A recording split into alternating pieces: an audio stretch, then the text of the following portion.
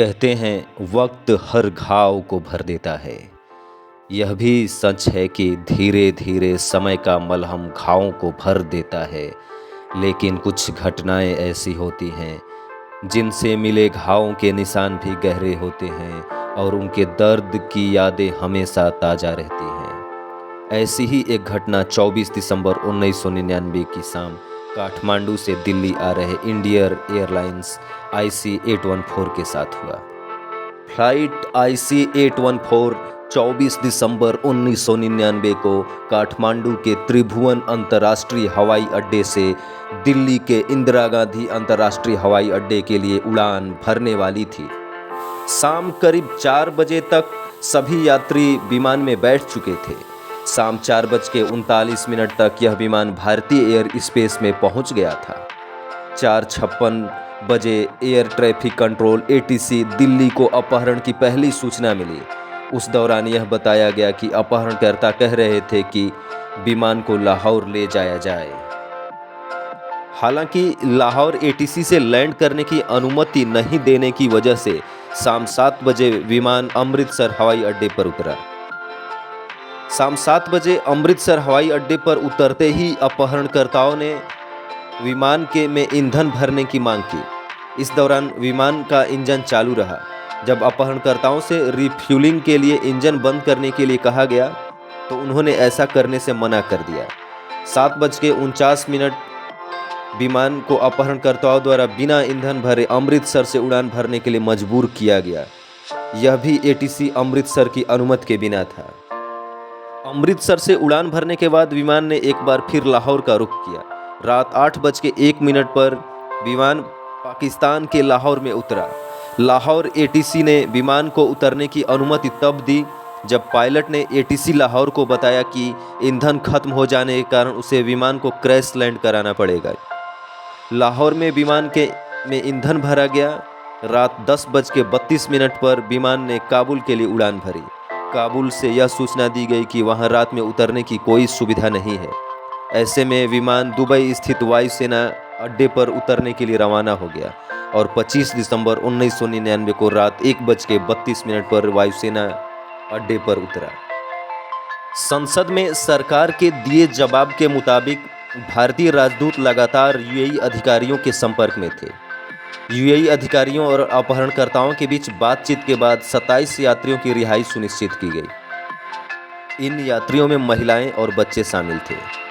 रूपिन कात्याल नाम के एक 25 वर्षीय यात्री को अपहरणकर्ताओं ने चाकू से गला रेतकर हत्या कर दी, जिनकी नई शादी हुई थी और वो अपनी पत्नी रचना कात्याल के साथ हनीमून पर नेपाल गए थे। रूपिन का शव भी यहाँ उतारा गया। फिर उन्हें 25 दिसंबर को नागरिक उड्डयन मंत्री द्वारा एक विशेष विमान में भारत वापस लाया गया। 25 दिसंबर 1999 को सुबह 6:20 पर विमान ने दुबई से उड़ान भरी और 8:33 बजे अफगानिस्तान के कंधार हवाई अड्डे पर उतरा। 1 मार्च सन 2000 को सदन में विदेश मंत्री जसवंत सिंह ने बताया कि हालात से निपटने के लिए तत्काल मामले से जुड़े मंत्रालयों के अधिकारियों को कंधार भेजा गया। अधिकारियों ने अपहरणकर्ताओं से बातचीत शुरू की। आतंकियों की ओर से पहली औपचारिक मांग भी कंधार पहुंचने के बाद ही की गई। अपहरणकर्ता 10 भारतीय और 5 विदेशी यात्रियों को छोड़ने के बदले भारतीय जेल में बंद आतंकी मसूद अजहर की रिहाई चाहते थे। अजहर को 1994 में भारतीय एजेंसियों ने गिरफ्तार किया था, जो पाकिस्तान की खुफिया एजेंसी ISI की सह पर काम करने वाला आतंकी था। आतंकियों की पहली मांग को भारत सरकार की ओर से खारिज कर दिया गया। जसवंत सिंह ने सदन में दिए जवाब में बताया कि उस वक्त सरकार ने तालिबान और हाईजैकर्स दोनों को यह बता दिया था कि जब तक अपहरणकर्ताओं की ओर से मांगों का पूरा और स्पष्ट विवरण नहीं दिया जाता तब तक उनकी कोई भी मांग पूरी नहीं की जाएगी। इसके बाद तालिबान की सलाह पर अपहरणकर्ताओं ने अपनी मांगों की पूरी सूची दी। इस सूची में उन्होंने मसूद अजहर समेत भारत की जेलों में बंद 36 आतंकियों की रिहाई की मांग की।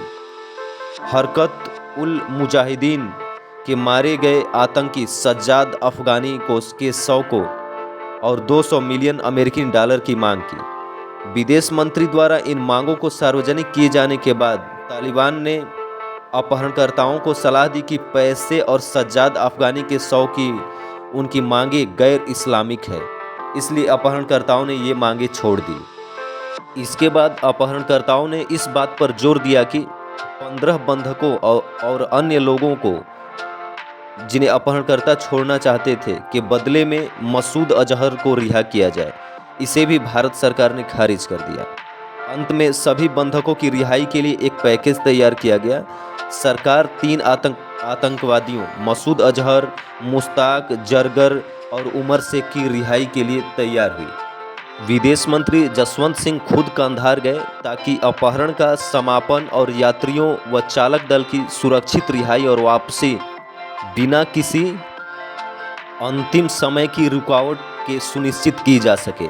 साथ ही अगर जरूरत पड़ी तो मौके पर तुरंत निर्णय लिया जा सके।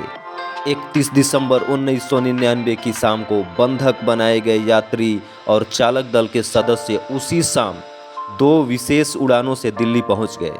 अपहरित विमान IC 814 को जनवरी 2000 में 12:22 नई दिल्ली वापस लाया गया। रिहा होने के बाद मसूद अजहर ने आतंकी संगठन जैश ए मोहम्मद को नए सिरे से संगठित किया।